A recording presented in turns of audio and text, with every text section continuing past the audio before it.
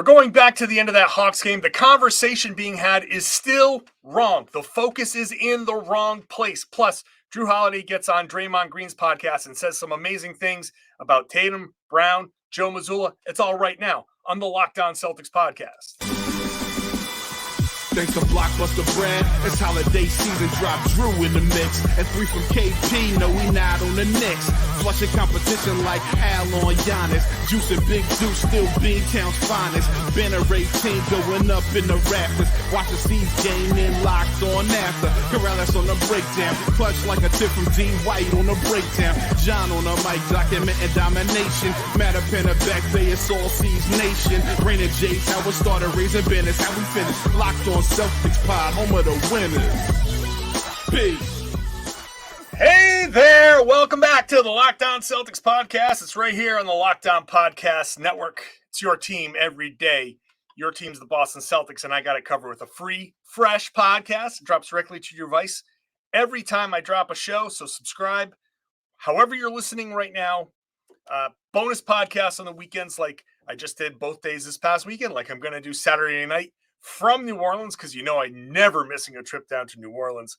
So make sure you're subscribed. Hit the YouTube page, get in the comment section. Let me know what you think. I'm John Karalis. I used to play a long time ago. Now I'm a beat writer covering the Celtics for Boston Sports Journal. Today we're getting into, later on, Jrue Holiday gets onto Draymond Green's podcast, talks for an hour, so he has a lot to say. Stuff about Jaylen, Jayson, his defense, Joe Mazzulla, the mentality of the team, that's all coming up. But we got to start with last night, or we're recording this on Tuesday, Monday night in Atlanta. I still think people are getting it wrong. And so I'm going to get one of these dudes who I know can get it right. It's Tom Westerholm. I just placed a lot of confidence in you there. I might have oversold it, but it's up to you to deliver on the promise I just made. All right. Well, let's get into it. Here are 10 reasons why I think that the Celtics are done for. Like, it's over. You are getting it right. You are getting it right. Hawks. Yeah. It's over. How can they lose to they were up by 30? 30! Let me tell you something. You don't win a championship losing a 30-point lead. You don't win a championship. You don't have a championship mentality. If you lose that game, you don't have a championship mentality. So... Yeah. So thanks for listening. We nailed it. That was good. One take. Boom. It would be electric to do a podcast like that sometime, where I just like come on, drop a take for like 2 minutes, and then back to. I think April just hit the music. Thanks to Blockbuster. All right. No. So April 1st is coming around. Like, it could be a great April 1st podcast. Just do the whole voice. This voice. Hey, Johnny from Dorchester here. I don't know. I'm from the Midwest. I feel like that would be like, I don't know. like I'd get canceled or something for that. No, I think, look, I think my actual take on the Hawks game, right, was that, like, it's ugly. And, like, so Celtics fans, you got to kind of hold that L a little bit. Like, that's an L. And, like, here's the thing. Every 2 weeks, every 2.5 weeks, every 3 weeks, the Celtics lose, and then you got to hold an L. Like, it's like the price you pay for going 2 to 3 weeks without having to hold it. And, there's so much of the losing that they don't do over 2 weeks. And it gets concentrated into this little thing. And it's like if you took a soda bottle and each time they won, you're like, okay, it's a shake. And then another one, there's another shake. And then, okay, it's time to lose. You crack that thing open. It's like, oh, Jesus, this is just a mess. Right. Well, and like, and I don't want to sit here and act like there's nothing, right? Like it is ugly. Like, yeah, you don't want to lose a 30-point lead. Like that's it's an ugly way to lose a basketball game. I also I think it gets overblown with this team, right? I think especially this season, it's like, I go back to Joe Mazzulla's comments a couple months ago about how, like, they had some bad loss, and he was like talking about people saying like the Celtics should be embarrassed. And I think this year's team, I'm the one that asked him that question. I remember. That's right. Yeah. And I thought I'm the one that asked him about an embarrassing loss, and he took exception with the word embarrassed. And I thought that was a really insightful answer by him. And like, you know, I thought I don't know how much like exception he took to you personally. I thought it was a fair question, and I thought it was a really insightful answer from him of like, well, no, like, you know, this is like, these are basically, you know, these are grown men. Like they're not like, people are telling them how to feel, how to like what they should be feeling, you know, is embarrassment. That's not, you know, not really how this should be going. And I think that's a good point. I also don't think that the Celtics need to feel embarrassed at any point when they clinched first place in the Eastern Conference before anybody else clinched a non-play-in playoff berth. Like, that's right. You're this far ahead. You've had so many games. You've spent the whole season showing that you take care of bad teams most nights, like more nights than any other team in the NBA this year. So no, like the loss looks bad. And it wasn't, you know, like not how you want to end a game where you were up by 30. All these things are true. But, you know, it's just kind of weird stuff happens during the season. That's right. And that's all 100% correct, which is why I think the conversation is going in the wrong direction and has gone in the wrong direction. And it's why I think some of the misguided stuff, I addressed it in last night's podcast and in today's podcast. It's the same thing because I still think people are off base. Blowing the 30-point lead to the Hawks at the end of March in that situation, I don't care because Scal was clowning the Hawks. I was clowning the Hawks. Everybody was clowning the Hawks. So, and I won't clown the Hawks. They're more dangerous. Listen, Trae Young was off the floor. They were a dangerous team. That's right. Without Trae, they are a dangerous team. So that's something that it's known. But okay, so you're relaxed. You let a team capable of getting hot get hot. You couldn't turn the water off. It doesn't matter, right? Like that's not something that they do normally this season. Yeah. So I don't care in that situation. That is not the issue. The issue and only issue that I care about from that Hawks game is that once it got to tied or Hawks were ahead, at that like 3-minute mark, that use it or lose it timeout that Joe Mazzulla called, I think came after a challenge, that he and the team should have just kind of come to an agreement and been like, hey guys, all right, we know what happened here, right? You guys chilled out. You got bored with beating a team by 30 in the second quarter. Gotcha. No problem. But here we are. This is a great opportunity. They're scorching hot. We're ice cold, and it's a tie game, or it's a whatever it was. Let's take this last 3 minutes. Let's nut up, and let's start executing. Let's start running some of our stuff. And they didn't have Derek White. They didn't have Jrue Holiday, so they didn't have their full capability, right? But this is going to be a situation. Look, you have opportunities, and they did, in some instances, execute. 107-105 Atlanta. They run that low-angle pick and roll that Scal was gushing about. Great play. Empty corner, low-angle pick and roll. Scal nailed it perfectly. You're screwed in that situation. And because it's that low-angle pick and roll, you don't have a ton of help defense. You don't have a bunch of hands in the way. It's either Jaylen makes the read and takes the jumper that he took, which is a good shot, or he makes the read and Porzingis pops open somehow. And if somehow there's a lane to the basket that pops open and it sucks in the defense, there's a third option that wasn't discussed there, which is a corner three-pointer, and in normal circumstances would be Derek White or Jrue Holiday in there, maybe Sam Hauser. That was great. Why don't you just do that more often? Go to that. And they ran it the next play with Al Horford setting the screen, and it ended up with exactly what I was just talking about. Jaden Springer in the corner. And because it was who they were playing, it's Jaden Springer in the corner and not one of your normal shooters. They missed. It ended up being a foul. It didn't go their way. If that was White or Holiday, maybe that becomes a three and it changes how the game went.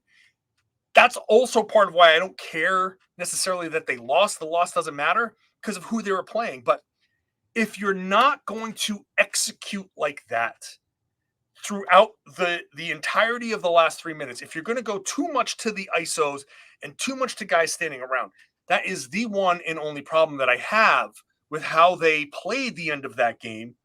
And it's the one and only problem that is consistent throughout the course of the season, where we want the Celtics to be perfect, and they're damn near perfect. So I don't want to complain too much, but that one last thing that can get them to perfect. I'll let you respond to that in just a second.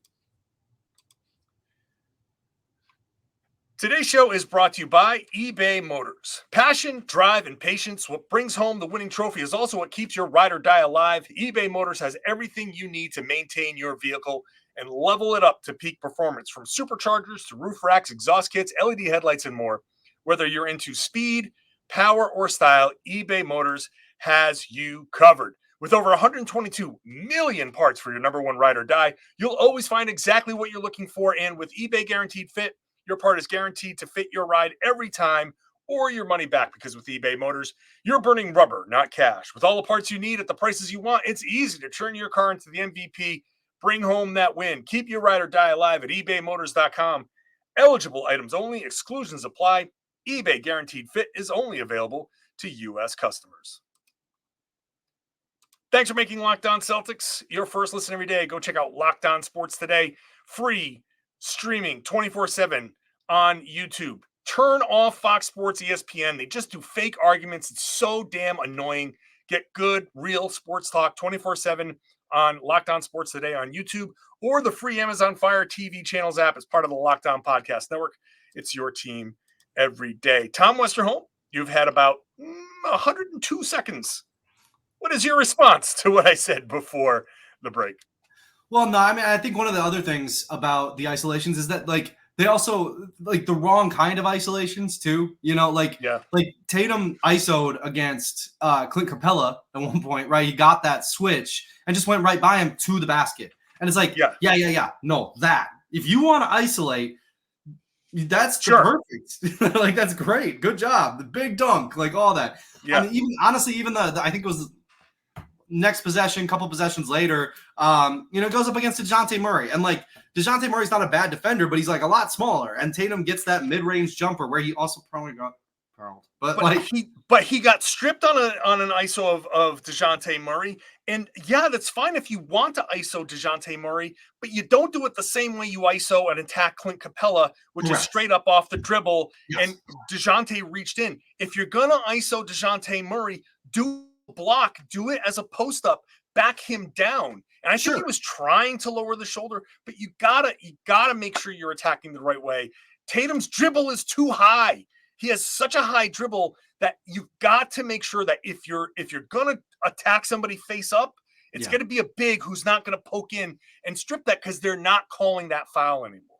Well, and when you don't, you're not taking advantage of your major advantage, which is your size, right? Like, that's right. Your size is the advantage against Murray. Your skills are the advantage against Capella, and that's what makes you just all NBA superstar. So, yeah, I think that's the biggest frustration with that game, right? Is and the other thing I think you talk about guys that were missing, right? Derek White probably smooths that game out to the point that, like, a lot of these offensive execution problems are less problematic. Like, he kind of, makes everything run so much better. And I think we probably would have seen a different game down the stretch. But if you are Joe Mazzulla, and after every single loss, you say, this was an opportunity to learn. I'm glad we have this. Like, that's where you would have liked to have seen some of that, that progress, right? This is an opportunity for weird stuff. You want weird stuff? Yeah. How about a game where Jaylen and Jayson are in, but Jrue and Derek are out? Great opportunity for a different kind of execution. That's exactly it. That is exactly it. Which is why in that situation you do not ISO, because okay, fine. Right. In some cases, do that anytime. you can isolate, and sometimes in the playoffs it's going to have to be an ISO. But you do it when Derek White is on the floor and he can hold that corner, and not Jaden Springer, who you help way off of and clog the lane. What happens with Jaden Springer on the floor is the same defense that you had last year and the year before, which leads to the turnovers. But with Derek White and Jrue Holiday, the best 3-point shooter and the best corner 3-point shooter on the planet, if those two guys are holding their corners and one of JB and JT are on the other side, and you've got now Porzingis on the floor spacing, or however you want to use them, well, now those lanes are a little more open. Yeah, okay, if you want to ISO a little bit in those situations, sure. But in this scenario, it's reading the floor, reading what do you have. Now you have to do something different. You got to run different actions. That's what you can't just do the same thing you would normally do, because it's just going to fail. So that's where I have like my biggest. That's just my biggest problem with the game. For sure. And I think that's where this is like a holistic issue. You know, that's where it's like, okay, Jayson, Jaylen, you know, things needed to change there. You're Joe Mazzulla. You're watching. I believe Chris Forsberg tweeted out that it was like a 23 dribble Jaylen Brown possession.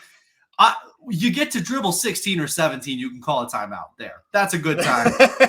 maybe blow that one dead at that particular stage and try to set something new up there. You know, so again, it's not something that I'm like, oh wow, the Celtics are doomed. But it's like, yeah, it could have. That's why it's ugly. That's why it's like it could have looked a lot better. It could have been, you know, there's a world in which the Celtics blow a 30-point lead, and you can and they hold on to win, and you come out of that game being like, you know, a lot of good stuff. Like honestly, really nice win. There's a world where that's the case, and that's not the world that we live in. That's not what happened. If they blew that 30-point lead and came back in the last 4 minutes of that game and down 2, down 4, and turn it on and win by 10, like that to me, that's a great win. That's a great win, because I don't care about the March letdown. Who cares? Okay. I don't. But executing down the stretch and not ISOing and not slowing the game down, grinding it to a halt. It's just, if they had avoided that, then I'd be like, this is actually good. But look, and I give them credit. And this brings us to the Jrue Holiday on Draymond Green's podcast. He said it on that podcast. They have had a good mentality all year long. They have brought it all year long, and it is true. He's so right. He's absolutely right. He is 100% right. And that's why I don't care that it happened once, because it always happens to everybody. Sorry, people who are listening that remember Larry Bird, but don't quite remember the fact that those teams in the 80s also lost and had these moments. People talking about Kevin Garnett, he would never, blah, blah, blah. I'd be like, what are you talking about? Like, yeah, that happened all the time. That 2009, 2010 year where they went to the finals and lost to the Lakers, that team during the regular season was infuriating. Oh my God. Always just like, I can't tell you how many times at that point I was blogging. I was on redsarmy.com, and I'm like, how many times are you going to try to flip the switch? And it's not always there. Yeah. I wrote the phrase "flip the switch" about that 2010 team more than I've written any phrase anywhere. That's just so people miss or remember, or like this is what's gonna happen. Or the Ime Udoka year, where do you remember that game they lost to the Timberwolves when like some dude whose first name was Nate was on the floor, and I don't remember his last name, Knight something. I don't remember. Yeah, it was like this Timberwolves third string. That team was like what, 21-21, and then they blew how many long big leads. So anyway, the whole point is that the point I was going to make about this year's team is all of these things. People are going to like find this podcast in 8 years somewhere and be like, boy, they were complaining a lot about one of the like maybe the second or third best team in Celtics history. Like we're going to get to a point way down the line where time has erased all of the frustration and all of the stuff people used to say about Joe Mazzulla and all of the stuff that people said about blowing 30-point leads and all of this late game execution stuff. All of that's going to just evaporate. And the only thing that's going to be left is, wow, man, that team won 60 plus games. They won like 5 games by 50. They never lost more than 2 games in a row. They lost 2 games in a row twice. They had this 9 game and an 11 game winning, and they rolled through. That team was a wagon. And that's just like, that's all they're going to remember. But in the moment, when you've got everything under the microscope, it's just like, oh, there's this flaw. I always compare this to the magnifying mirror, where you look at your face in that magnifying mirror. You're like, oh my God, my pores look like craters on the moon. That's, you pull back, and I look in the mirror from a distance. I'm like, oh, I'm actually a fine looking fella. So it's just you got to make sure you pull back far enough and maybe squint and, whatever. But whatever. Anyway, the counterpoint is that time. Make your counterpoint. Make your counterpoint in a second. Okay. Okay. It won't hit the same after the break, but all right. I'm sorry. I have to do it. It is my great pain to interrupt Tom Westerholm, but it's for a good reason, because Fire TV is your destination for sports, live games, highlights, in-depth analysis. Fire TV offers amazing viewing experience with smart TVs, as well as that Fire TV stick that you can plug into the TV you have now to give you access to millions of TVs, movie, all of the stuff that you're looking for, plus live TV. So whether you're looking ahead to opening weekend for baseball, March Madness right now going on, the college basketball tournament, you're going to want to have a Fire TV. Fire TV recently created Fire TV channels to deliver a constant supply of the latest videos from your favorite sports brands, all for free.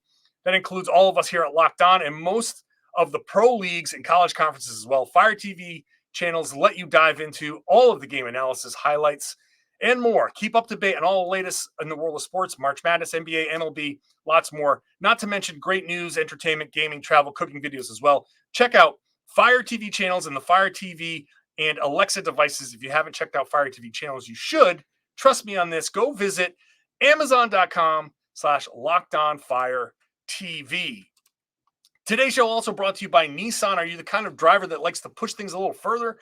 Ever wonder what adventure could be around the corner? Our friends at Nissan have a lineup of SUVs with the capabilities to take your adventure to the next level. The 2024 Nissan Rogue is the perfect SUV for city drives and great escapes. Class exclusive Google built-in is your always updating assistant to call on for almost anything without having to connect your phone. It's all built in to their 12.3-inch HD infotainment system. That's Google Assistant, Google Maps, Google Play Store. The 2024 Rogue is the perfect midsize crossover for your next adventure. The next step is the 2024 Nissan Pathfinder, which has room for up to 8, an expansive cargo capacity, an advanced available 4x4 capability with 284 horsepower and up to 6,000 pounds towing. When adventure calls, the Pathfinder is here to answer.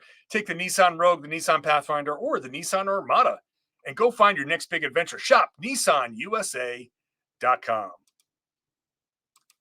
Thank you for making Locked On Celtics your first listen every day. Going to go hop on with Jake Madison after I'm done with this show to talk about the NBA as a whole, big games across the league tonight, the big TNT games. Jayson Tatum is going to be there in the TNT broadcast booth. So check me out on Locked On NBA. Subscribe to Locked On NBA wherever you get your podcasts.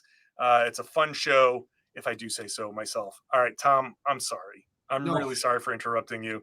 You were saying...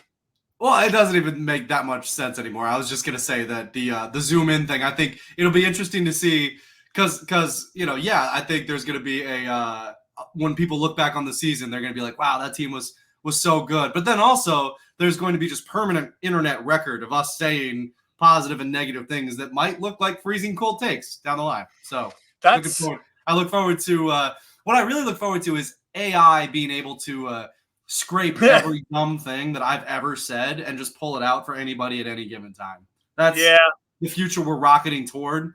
My digital footprint is not small. Like, it's going to be a good time. It's a Shaq-sized digital footprint.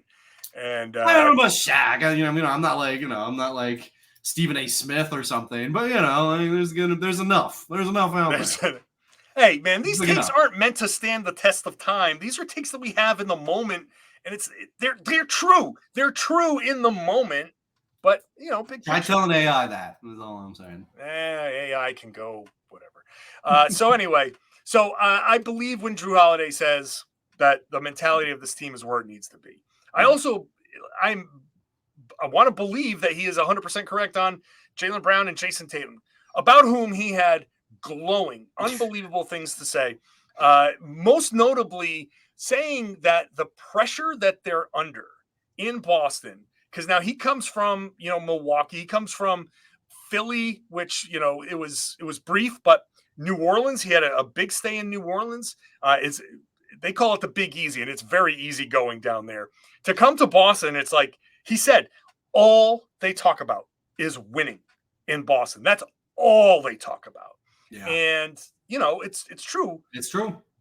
And he said, there aren't many guys that can handle the pressure the way Jaylen and Jayson do. And he is thoroughly impressed with the, I would say, he didn't use the word grace, but I think that's kind of a summation of what he said. The way these guys have handled it. And you know what? I think that's 100% correct, because they rarely lose their minds. Have they ever in a post-game presser? No. Have they ever popped off? Jaylen's big way of telling you he like Jaylen's big like arms crossed, like doesn't like your question is, I don't understand the question. Can you rephrase the question? Like, if Jaylen says that to you, he did not like your question. Yeah. There's a glare. There's like a little a hunch and a. Yeah, it's not. Yeah. He's got a good mean mug. Jaylen has a good mean. I don't know if it's the beard, but he's got the mean mug down. It's good. No. It's high quality. It is good. Tatum, yeah. No. To answer your question, never heard either of them. And I'm forged in the fire, right? Because these guys came in as, I think Jaylen was still a teenager, maybe not quite, but like 19, 20-year-olds, right? They were young. Yeah. They came in. And you know what? At the time, one of the things that I wondered was whether the Celtics were doing them a disservice by having all these stars around them. They don't get to have kind of this most young players come into the league, and it's like they have to learn. They have to learn how to win by being the best player on a team, and they're kids, so they're their team loses a ton. That was never the case for these guys, and I wondered at the time whether that was a disservice to them. And no, not at all. Like that really, they learned how to win winning, they just kind of were plopped into the middle of it and had to figure it out. If Jaylen came off the bench his second season, you've got to contribute to winning or else you're not going to play. And what a thing to tell number 3 overall draft picks. Like that's not something that a top prospect like that usually hears. But again, these guys have come up in it. They all Boston talks about is winning. So for their entire professional careers, all these guys have heard about is winning. Yeah. It's I don't want to blow too much smoke, for Boston here, but that's kind of what it is. They've been good their whole career in a city where that matters a lot. You play for the Celtics, so obviously there's 17 banners. The Lakers have been good, and they have. I hate saying that they've caught up, because the Lakers in the 70s and 80s didn't count the Minnesota championships. There are plenty of receipts out there on the internet. Talk about AI scraping things. There are plenty of receipts out there on the internet that said the Lakers didn't start counting their championships, all those Minnesota championships, Minneapolis championships, until it said, oh, geez, we can catch up to the Celtics. So, but anyway, here we are, and there's a race to banner 18, and there's this race. So there's I think that's sitting there in the back of people's minds. You play for the Celtics. The whole thing. Their whole thing is banners and parquet, history, red Auerbach. It's all over the place, So, yeah, of course they talk about winning in Boston. And you know what? Fans can get a little crazy about that, and it can go overboard. And now with social media and a preponderance of podcasts. There are a great number of us out here with microphones and internet connections yelling and screaming about them. So, yeah, you know what? They have handled it very well. And this is the most pressure they're going to face because everybody's screaming about, you better win it this year. Because if you don't win it this year, oh my God, what us? I want them to win the championship this year just so I don't have to listen to what the anger is going to be this summer, because that would be just unbearable. Yeah. Imagine it from their perspective. Yeah, right. That would be unbearable for those of us who have never played a single solitary NBA minute. Yeah. But no, for sure. And I think, it's interesting too, because you talk about the history of this team, right? And like, it's so, I mean, like storied is really the best word that you can use for it, right? It's like the people who have played for this team, like, are like Bill Russell, Larry Bird, like, Paul Pierce, Kevin Garnett, like legendary names, whether league wide. And it's like, you know what? If Jaylen and Jayson win championships in Boston, that's a pretty worthy next step for a franchise with that kind of history. Like, because again, to your point, these are two guys who have handled their business really, really professionally and really well. And it's kind of speaks to what Holiday was saying, right? Like, this is they're kind of forged in those fires. They've come up in this. And I mentioned it at the top, so I want to mention this again here. The defense, he talked about the defense, and I had to talk about Joe Mazzulla. He made it a point to say, like, he is seeing the game a different way because of the way the Celtics are using him defensively, where he used to be a guy that chased over the top of screens and funneled guys into drop coverage with Brook Lopez, Giannis Antetokounmpo, and Anthony Davis. And now he's playing, like, he starts out playing Joel Embiid and playing these bigs, and he's on the back line and he's screaming out coverages and stuff like that. And it's forced him to be a vocal defender where he didn't have to talk before. And to see the game in a completely different way that he has always seen it. And we're talking about an elite defender, a guy who came into this city already as, well, yeah, he's one of the best defenders in the league. Yeah. And the point here is that I kind of want to give, obviously, Holiday gets a ton of credit for handling it and adapting to it extraordinarily well, but also Joe Mazzulla for putting him in a spot where it's like, how do you get one of the best in the business to see the game differently and grow as a defender? And it's like, he did it. He's doing it. And it's making him better. And he talked about, like, Joe and I have all these conversations all the time, and I can see what Joe wants now before Joe even says what he wants. That's a testament to both those guys. And I think if people think that coaching is just calling a timeout at the right time, this is coaching right here. Yeah, for sure. No, I agree with all that. I also enjoyed him talking to Draymond about Team USA and Draymond acknowledging Jrue's offense and Jrue being like, thank you. Everybody always talks about my defense. Yeah. I do work on my offense. It's like, I do enjoy that part, man. Yeah. And I also, my last thing is I really did enjoy how he spoke about his wife, who he was just like, as soon as Draymond mentioned his wife, he starts smiling. He's like, that's my dog. Like, that's it was nice. It was nice to hear. It was really nice to hear. That is a high quality individual. Yeah. This is a locker room full of high quality individuals. This locker room is so nice, and like, they're like boring. You're like, oh God. The most exciting stuff is Luke Cornett, like, joking around. No, it's a testament. They need Marcus Morris back so bad. Yeah. No, this has been they are just it's a locker room full of amazing people. They're really just great guys, and that was good to see. All right, Tom Westerholm, I think you're a high quality individual as well. Hey, I got you, man. Appreciate you. Thank you for hopping. Appreciate you. I muted you.